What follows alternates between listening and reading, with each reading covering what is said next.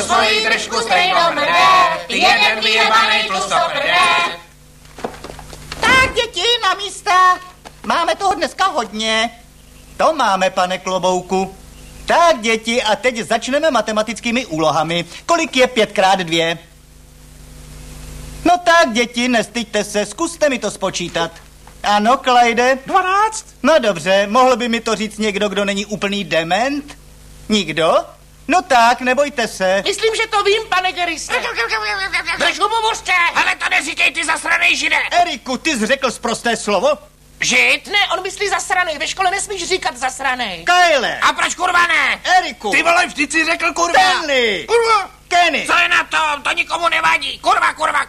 Jak by se vám líbilo jít k výchovnému poradci? Jak by se vám líbilo vylízat mi prdel? Co jsi to říkal? Promiňte, vlastně jsem jen říkal.